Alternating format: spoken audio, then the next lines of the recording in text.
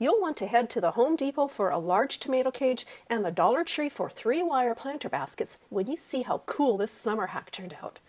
Now I'm preparing all 3-wire baskets to fit inside the tomato cage at the bottom and the 2 upper rings. The very top wires of the tomato cage can be cut off, however I'm going for something a little more decorative. I'm pinching wire cutters around the base of the top wire, then gently bending the wire towards the floor. Now I'm moving the bent wire to the left, slipping it into the next section of the cage, then tucking the end in so it stays in place.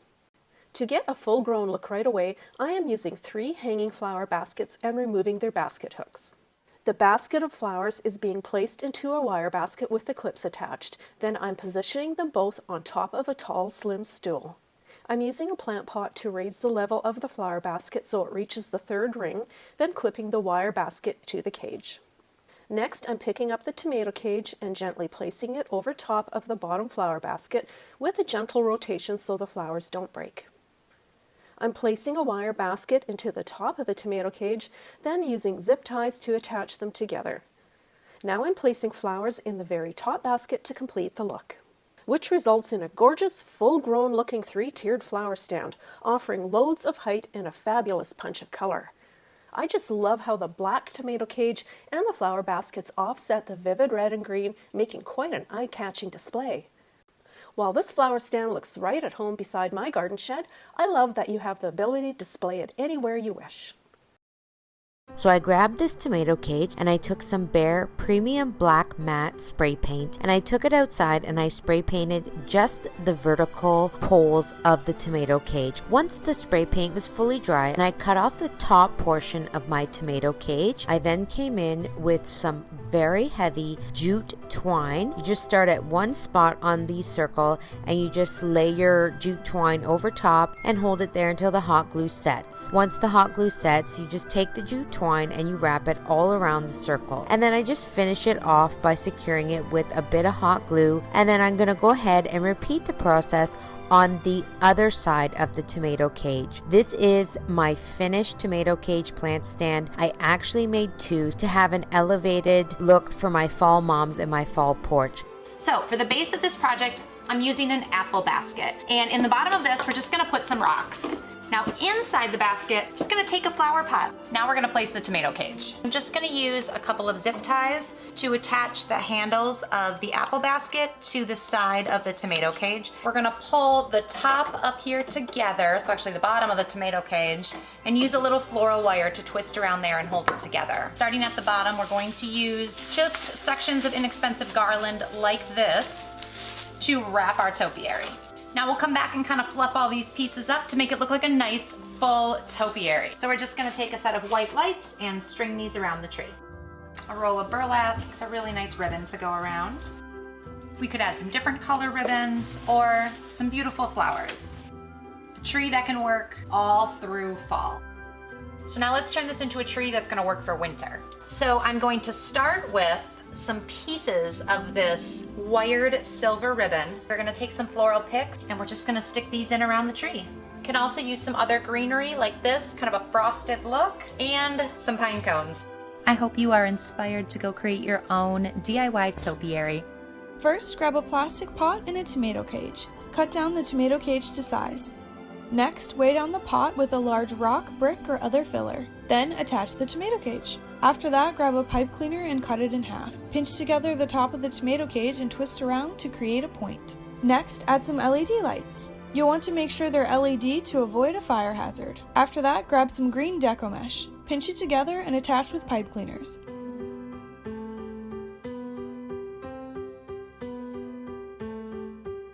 After that, grab a red bow and thread pipe cleaners through it to tie to the top of the tree.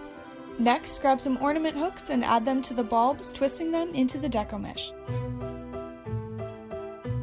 These little trees are the perfect way to brighten up your front porch or a dark corner of your home that needs a little holiday cheer. After Christmas, remove the green deco mesh for a winter tree. Removing the deco mesh and bulbs is easy since the bulbs are twisted into the mesh. It comes off in one piece. All you have to do is twist off the pipe cleaners. Next, reattach the top of the cage using a white pipe cleaner. After that, twist on white deco mesh just like we did with the green. Add a white bow and some snowflakes for a winter tree that will last all season. I hope this inspires you to brighten up your home this winter with these cheerful topiaries. First thing I did was took a tomato cage. I cut up the top 2 rings. Take these 3 ends with a pipe cleaner and just secure them really well. And now I have my craft chicken wire, which I'm going to take and secure around the bottom here. I've taken some pipe cleaners and cut them into thirds, and I'm just going to start right here and attach them like so. So I've attached chicken wire all the way around the bottom, and now I'm going to cut off the excess and attach it as we go up. We're going to take this part and add it to the top, although we will just need a little bit of it, and we have a tree shape. And what we're going to do now is just wrap these around, and they have wire in them, so you can just use the wire that is in them to secure it, and then just start wrapping our whole tree. When you get to the end, you're just going to take that little wire in there, right in there, pull it in, and hook it. And now I'm going to dress it up with some fancier evergreens. And I'm just going to add some of them throughout our tree. And I thought this would make a really nice base. There we go. I'm all ready for Christmas. So I have my tomato cage here. So I'm going to take a piece of pipe cleaner here, and I'm going to take the 3 ends of my tomato cage, and bringing them together, I'm going to attach them and hold them together using the pipe cleaner. So we're just going to wrap that around there, and now we have our ends tied together. So my garland actually has a wire inside the garland, so it's bendable and it keeps its shape. So I'm just going to start at one of the vertical pieces of the tomato cage, and I'm just going to wrap my garland around there. So I'm just tying it on really tight around this vertical piece here, okay? And then I'm going to begin intertwining the garland through the vertical pieces of the tomato cage. I'm just going to use a small piece of wire here, and I'm going to attach the garland to the tomato cage so that it stays in place. So I'm going to continue to wrap my garland leaves around my tomato cage until I've used all of them. Now that we have all 5 garlands on, now I also have some leaf picks here, and what we can do with these is anywhere where there are large gaps or big holes where the garland is just missing, slide up in and fill in those gaps. So all we have to do is slide the stick in and then just take a little piece of wire and wire the stick up to the top of the tomato cage. I'm going to continue working my way around here, pulling in these extra leaves. I'm just going to take the body of my gnome and I'm just going to set it off to the side, and now we're going to make a hat. So what I need to do here is I need to cut a 20-inch by 20-inch square. So we're going to take the one corner of our fabric and we're going to fold it up. Now we are going to take our hot glue and we are only going to glue down one side of the fabric. Then we're going to take our piece of fabric and we're going to fold it back over. Make sure we push down really well. So I'm just going to take my fabric scissors and starting about here, and I'm going to do a nice semicircle cut. Now that our glue is all set, we're going to turn our hat inside right. And then to get that nice tip point, I'm going to use just the end of a pencil here, and I'm going to stick it up and push all that fabric out. And then to pretty my hat up a bit, because I couldn't find a nice fall pattern fabric that I like, I just picked up this felt garland here, and I am just going to put that around my hat. I'm just going to use some hot glue here. Then when I've worked my way to the back of the hat, I can just cut off the remaining garland. To make the nose for my gnome, I'm going to be using a pair of nylons, and I'm just going to cut it right at the top of the leg. And then I'm going to take some cotton fuzz and I'm going to stuff it into my nylon. And then I'm going to take these two outside pieces here, the long pieces of the nylon, and I'm going to wrap them around the back of the fuzz, and then I'm just going to tie them in a very tight knot. Then I'm going to cut off this excess here, and then we have our adorable plump little gnome nose. Placing the hat is super easy. You just have to slide it over the top of the tomato cage. So we're just going to place it on here and then kind of fix it up so that it looks nice. And then we are going to apply our nose. So I just use a piece of floral wire and I stick it through the back side of the nose. And then I slide that wire into the tomato cage and wrap it around one of the horizontal pieces of the tomato cage. And then I just tuck the wire in and behind.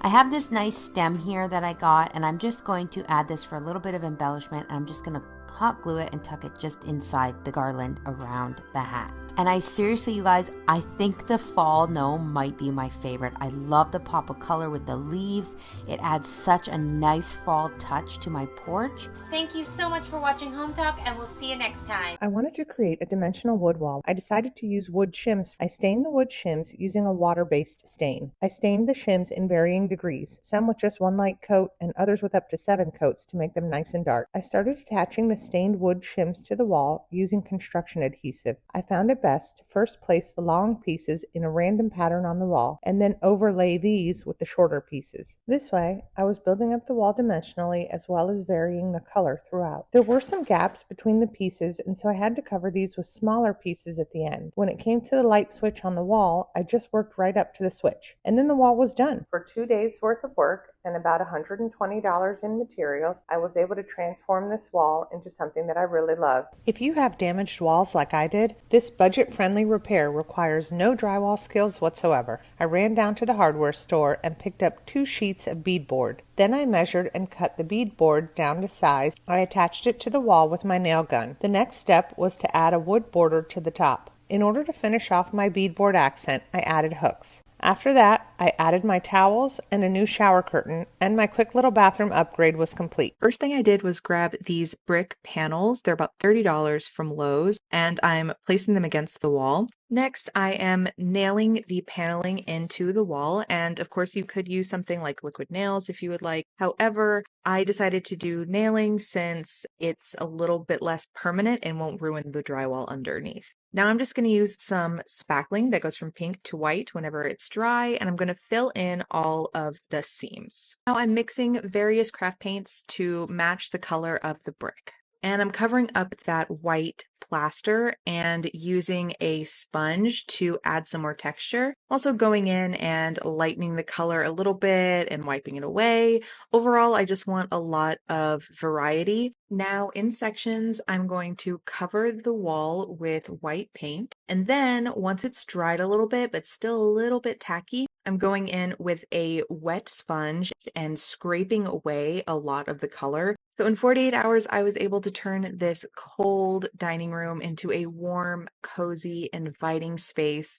And I absolutely love how much character it has now. So I headed to the hardware store and picked up some 1x4s. I measured the wall and marked out where my boards would go on the wall. I made sure it was level and then used a nail gun to attach the boards vertically to the wall. Now I could measure down for the horizontal boards. Then I cut the horizontal boards and attached them. I cut the board around the outlet area and left plenty of space around it so that I wouldn't have any problem plugging things in the future. I caulked the inside edges of my newly formed accent wall boxes. Once this dried, I sanded down the joints. I picked out a blue color that I thought would look soothing in the room, and it only cost me $30. That was the cost of the wood, since I didn't have to pay for the paint, since it's something that I reused from a previous project. I printed a deer design from my computer and traced it on a clear Ziploc bag. I cut a square hole in the cardboard box using a utility knife. Next, I taped the Ziploc bag design over the hole. Then I placed the box in front of the wall. I turned my cell phone light on. I put it inside of the box at the opposite end as the design, and I closed the lid. Put covers over the windows. I traced the design on the wall using a pencil. Once I was done, I turned the lights back on and was ready to paint. I was careful to work from top down and left to right so I didn't smudge the wet paint. When it was completely dry, I removed the remaining pencil marks with an eraser and damp rag.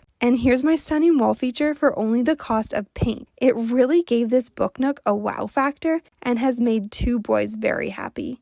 I fell in love with this beautiful floral fabric and I knew it would be perfect on my office wall. We measured the wall to make sure we purchased enough. We knew we needed 3 panels, so we had them cut accordingly. We started in the corner and used a staple gun to secure the fabric in place. After that, we used spray adhesive to ensure the fabric was well secured. Before drying starts, gently smooth out all air bubbles. Don't forget to overlap about an inch with each panel for a smooth transition, and line up your patterns as best you can. Once all panels are hung, smooth and staple along the bottom about a 1/4 of an inch above your baseboard. Using an X-Acto knife, cut fabric starting in the top corner going down. This will help to make sure the fabric does not stretch or tear. Place your knife between the baseboard and a credit card to help you make the perfect straight line. Gently cut around any outlets using your X-Acto knife and a credit card. And there you have it, a fun and easy change to any room.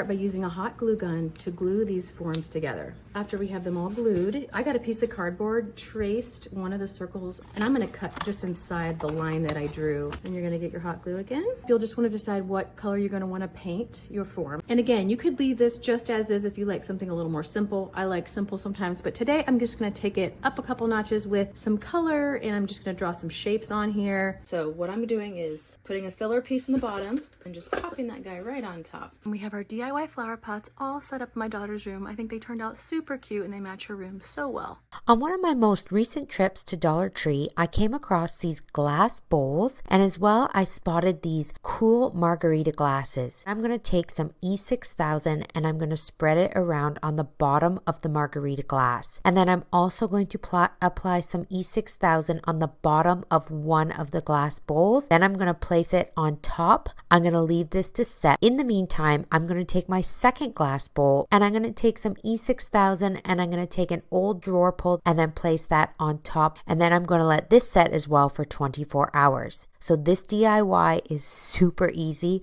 Honestly, anyone can do this. Start to paint your pots and saucers with a matte finish paint or chalk paint. Take a paper napkin and separate the 2-ply layers. Draw a circle and cut it out with scissors. Take the saucer and brush the decoupage glue so the bottom and sides of the saucer are covered. Place the paper napkin circle and press down in the center and smooth the napkin out. Dip a small paintbrush in water and brush along the top of the saucer. Add a final layer of decoupage glue. Take a strong adhesive glue and place a ring of glue. Place the saucer on top of the bottom of the pot. You now have a beautiful clay pot candle holder. I saw these lemons recently. I grabbed this stick outside. I'm going to snip them off the plastic branch that they came on. It's time to attach them to my real branch. It's time to add these beautiful faux lemons. I want the lemons to look natural, so I'm going to attach them under the leaves. To keep the tree securely in place,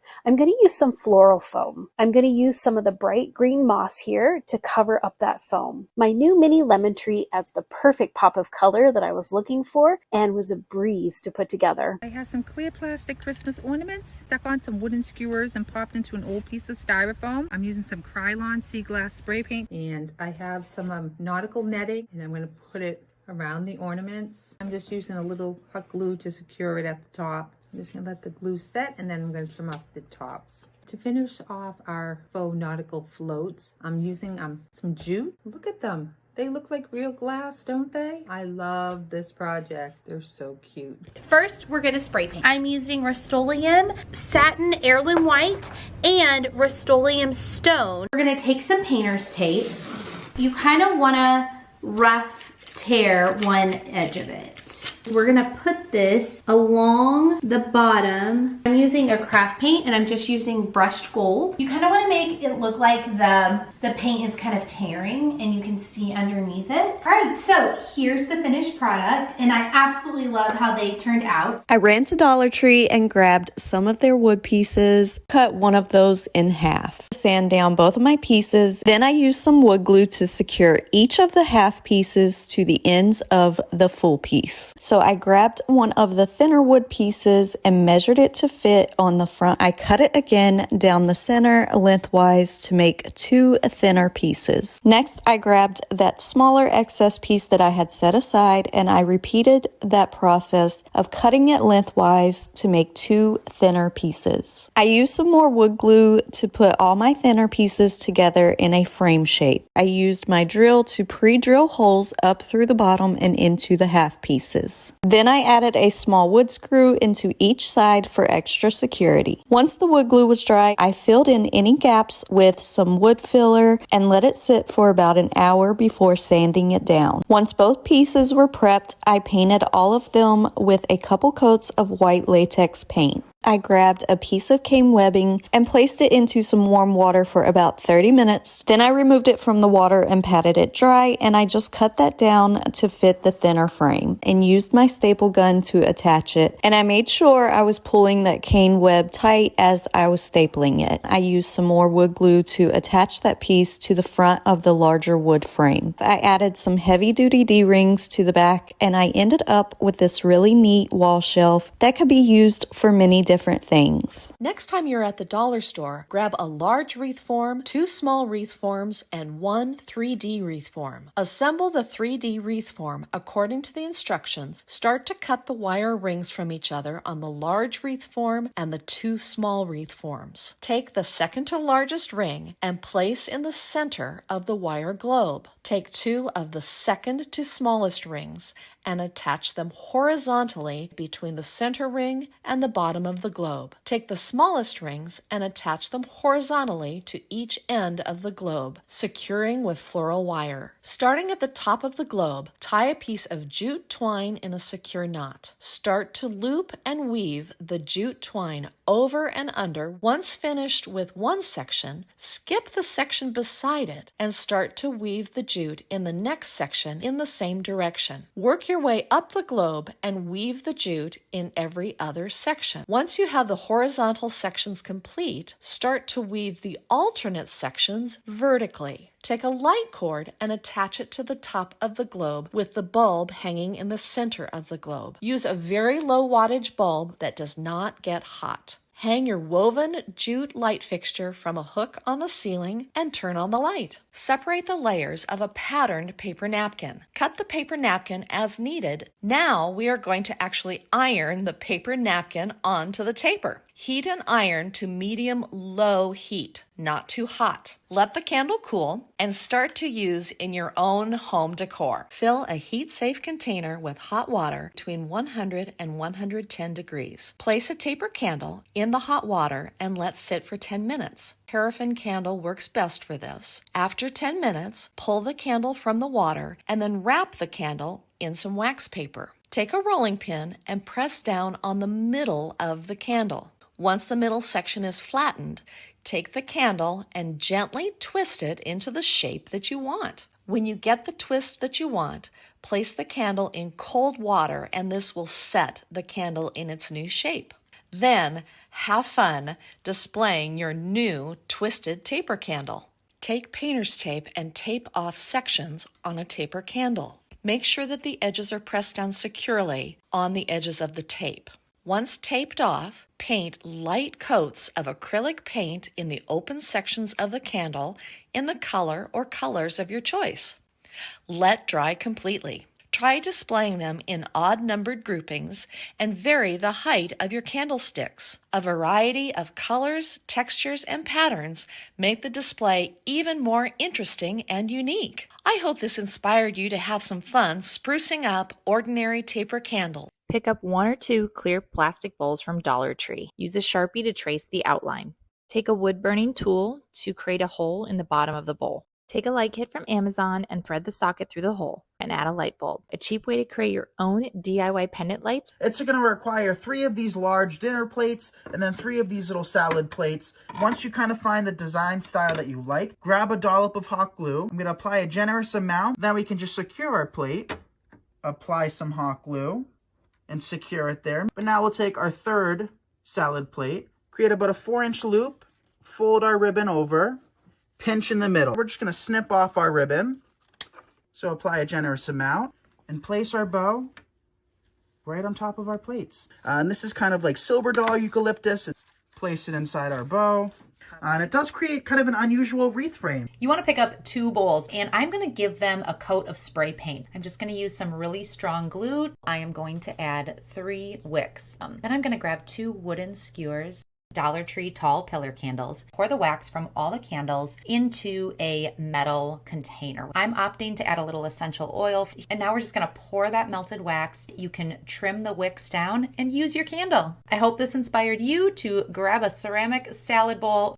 Head to your local dollar store and pick up a clear plastic bowl, a metal flower vase, a floral foam square, and some faux flowers. Pull a wood candle lid from a used candle and remove the rubber ring. Spray paint this candle lid, the clear plastic bowl, and the metal flower vase. Use a strong adhesive and glue the candle lid to the bottom of the painted metal vase. Glue the painted bowl to the top of the candle lid. Give the entire footed pedestal bowl a light coat of white spray paint. Put some hot glue on the four corners of the square florist foam and glue it to the bottom of the bowl. Take pieces of faux greenery and stick them in and around the base next. Take some bunches of faux flowers, stick the separated flowers into the florist foam. If you have any bare spots showing, fill those areas with a little green moss. Place the pedestal floral arrangement on a dollar store charger plate and surround it with green moss. I hope this inspired you to create a beautiful floral pedestal centerpiece for under $10.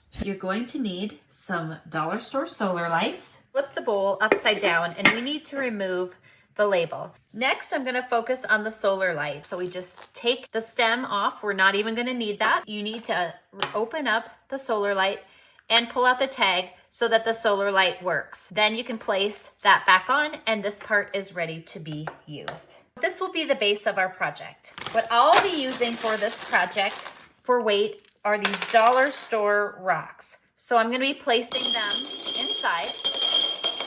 For the next step, I'm going to place the solar light in top like this. I'll go ahead and add a few more rocks to this. So what I'm going to do is add a little dab of hot glue on each corner like so. I'm going to take that bowl and flip it upside down and place it right there on top so it's centered. So just to show you, if I remove this out, you can see here, I would be able to pull this off and replace this easily with another dollar store solar light if this burns out at some point. Here they are in my dish flower garden and I'm thrilled with how they turned out. So we're going to start this project with a platter from Dollar Tree. We're going to be using the back. So I'm first going to start by putting the E6000. What we're going to do though is we're going to take the beads and we're just going to place them right next to one another. All right, so now that we are finished with the gluing portion, what we're going to do next is we're going to be taking Rust-Oleum chalked paint, paint this whole surface. So we are going to be taking a printable that I've created, and then we're going to basically be kind of cutting the edges off. And then from there, we are going to take, I have glue, I have tacky glue, but you can also use Mod Podge. I'm going to start by lightly brushing it on the tray. You want to make sure that you're like evenly dispersing this. So we are going to place it over it with our glue. We're going to take an 18-inch wreath frame. We're going to take the loop under. We're going to pull it through that you're going to see a knot on the top. I'm going to be taking a ruler. We're going to go across. All right, so we're just going to keep going all the way up. I'm going to make sure it's centered. I'm going to use my hot glue, basically just to kind of cover that gap. And here's the after of my Dollar Tree plate DIY boho wreath. Saw some candles from Pottery Barn. I thought it'd be fun to try making them myself. I'm going to put a little glue into a small container and then add a bit of paint. Now that I have the glue tinted, I'm going to paint it all over the glass dish on the outside. I'm going to leave these for a few hours before moving on. Using some Mod Podge, I'm going to paint it around the dishes. I can sprinkle the white glitter all over it, and then when it dries, the glitter will stay in place. I grabbed these pillar candles from the dollar store, and I'm going to melt them down. I'm just going to use a couple of skewers to hold the wicks in place. I want to add some essential oil to give my candles a beautiful scent. It's time to fill the glass dishes. The final thing to do is to remove the skewers and then trim the wicks. How pretty are these Pottery Barn inspired candles? They even smell as good as they look. First step is you're going to want to drill a hole for drainage, and I'm just going to drill straight into that hole in the middle. And then we're going to get our bigger bit, and I'm going to take a junk brush to bond with the bowl above it. I've got my first strand of beads. I'm just going to take these one line at a time and just snip off the extra beads. And I'm going to repeat this process. I've got the stone texture applied. Now it's time to go in with my black spray paint. And here's a closer look at my DIY beaded flower pot. Start to paint your pots and saucers with a matte finish paint or chalk paint. Take a paper napkin and separate the 2-ply layers. Draw a circle and cut it out with scissors. Take the saucer and brush the decoupage glue so the bottom and sides of the saucer are covered. Place the paper napkin circle and press down in the center and smooth the napkin out. Dip a small paintbrush in water and brush along the top of the saucer. Add a final layer of decoupage glue. Take a strong adhesive glue and place a ring of glue. Place the saucer on top of the bottom of the pot. You now have a beautiful clay pot candle holder. I grabbed some china plates from the thrift store for this really easy garden project. Okay, this was the really fun part. I smashed the plates on a rock and then I set them all aside. Next, I mixed ready-mix concrete with water. For specific measurements and safety precautions, follow the instructions on the bag. I placed a 2-inch piece of cardboard tube on top of scrap wood to use as my mold, and then I put the first layer of concrete inside. I used a scrap 2x4 to tamper it down and added 3 small pieces of wire mesh. The wire mesh will add a lot of strength to this. I put another layer of concrete on, used the wood to tamper, and trowel to smooth it out. Once it was smooth and level, I placed the broken china on top. You can have a lot of fun with this part and do any sort of design. I used a scrap piece of wood again to tamper it down, making sure that the china was inset but not sunk in. Then I used a wet sponge to carefully remove the excess concrete. I wiped with the sponge a few times over the next couple of hours. After it dried for about 20 hours, I removed the cardboard around the outside and placed it in the garden for a beautiful stepping stone. I hope this inspired you to create your own thrifted china stepping stone. Found these colorful bowls. You're going to turn it upside down. You're going to take that heat tool and just press down. And we're going to want to do that to a couple more of these. I'm just going to use this to trace. I'll start with one of the blue bowls and one of the clear ones.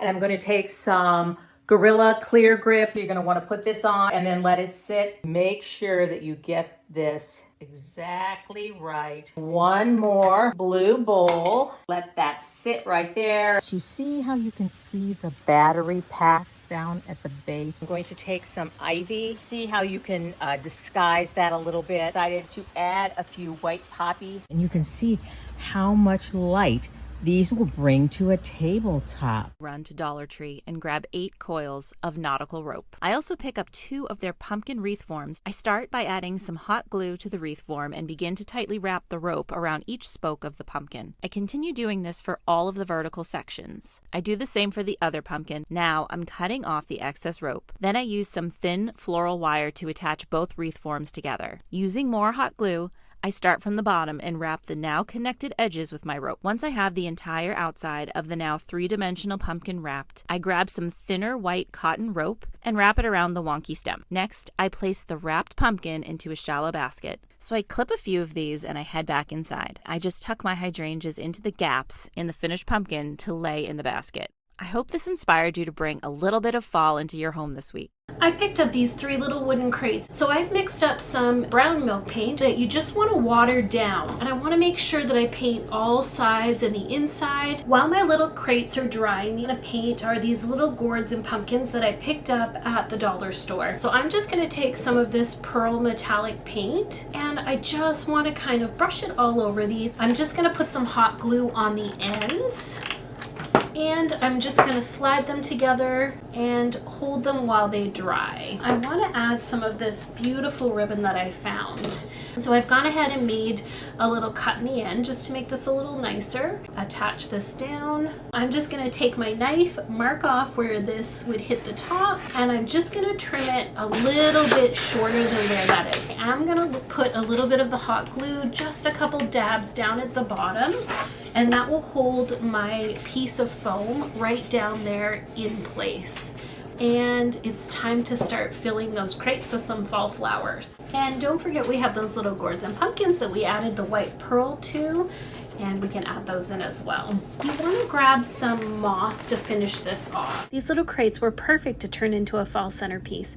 It was quick and easy, and I absolutely love how it turned out. Picked up several of these styrofoam pumpkins from the Dollar Tree, and I'm going to pull the stems off. I'm going to take my green paint, I'm going to do just a little veining down the indentations, put our brush in the orange paint and pull it down over that veining. But it's just going to soften those lines. I grabbed a couple of these garden dishes from the Dollar Tree and I'm going to take them out and spray paint them. I am going to start by gluing one pumpkin down to stick one of these little stems back in here. I'm just going to take one of these skewers, cut that and stick it. Go back in with our glue and secure it. And then I'm going to add one more pumpkin to the top. I'm using low temp glue because this styrofoam will melt. I'm adding candy corn to the bottom. We have pumpkin placemats and everybody gets a little jar full of candy corn. Head to Dollar Tree and pick up some of those styrofoam pumpkins and make some of these for yourself for these holidays. We're gonna grab 4 pumpkins and we're gonna pull off the little stems. We're gonna take the small one, put it on top and grab a taper candle. The taper candle is gonna be the guide to make a hole. Then you're gonna take an X-Acto knife and you're going to take out the area that you just drew and see it fits perfectly. So put a big blob of glue and put your little pumpkin on top. So we're going to grab 2 little wooden rings, put that at the bottom, and now they are totally stable. So now we want to take some faux branches and make this really festive. You're going to grab your hot glue and put a little dot of glue in between the 2 pumpkins and start adding in your pieces of the branches. And these are just some mini pine cones. And we're just gonna hot glue those in a couple areas on our candle holder and they're ready to display. Look how cute they are. I set up a little table arrangement on my outdoor dining table and I think it looks super festive. What we want to do is take our foam pumpkins and we're going to remove these stems. Just push them down until you have them pretty flat. So we've got our 2 plates, our 2 pumpkins, and we're going to use epoxy. So I'm going to put a nice generous portion on the bottom of my plate here, and I'm going to take my pumpkin and just stick it to the bottom of my plate. And then all you need to do is leave it and let that epoxy dry. Now that I've let my 2 sides sit for just a minute so that the epoxy starts to dry, and I want to again put a nice generous portion of the epoxy and mix it up to each side of the pumpkin here. And then I'm going to attach my 2 sides together. So I'm going to start with this beautiful bronze paint. Now I want to take a little bit of gold and I'm gonna just lighten this up a bit and give it some highlights.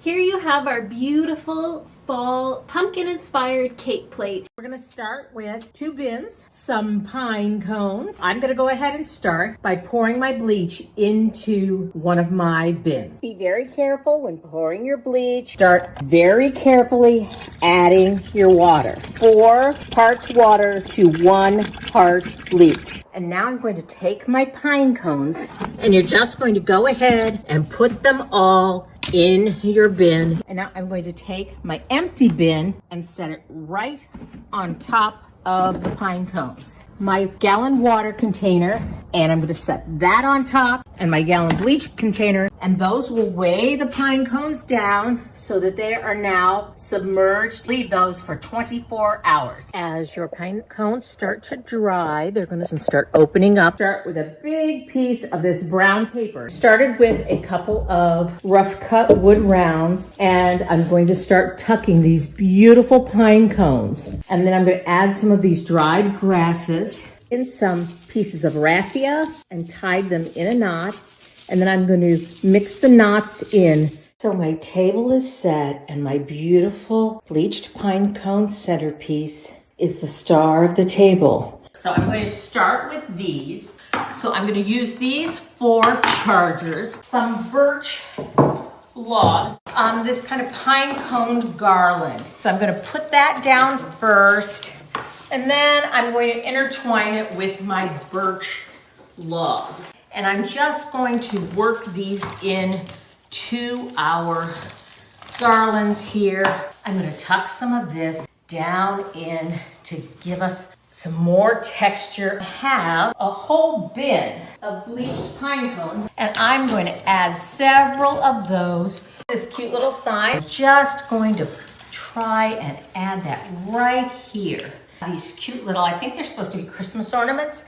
And I'm just gonna tuck those in around. And the next thing I'm gonna do is add my dinner plates. I'm just going to use these orange napkins, tie them in a little knot, and just put them right like so. I have a few wood slices around, so I'm just going to tuck them. We're gonna add wine glasses. Made little appetizers into little campfires. How cute are those? And I'm just gonna set those right on top. I'm gonna go ahead and set this. Nice little camping tablescape. Like I said, it's something you could use for lots of different occasions, and you can mix it up a little bit differently. If you're not familiar with these paper runners, they are fabulous. Any paper can do. This actually is an antler that my husband picked up. I'm just going to start with my centerpiece and just tuck these white pumpkins. I'm just gonna start tucking these in around our pumpkins. I have some various feathers, and I'm just going to tuck these into. So I'm gonna go ahead and set my table. When you put these down, and then I put my dinner plates on them, and I just thought it added another texture. So what I'm going to do with just setting my table for 6 green cloth napkins, and I'm just going to take them like so and pull them right through my napkin ring. I'm gonna go ahead and add my flatware, and I will just pop him here at the end of the table. Add my crystal stemware to each place setting, and we will be ready to let people come, get in line, and head to the kitchen to eat.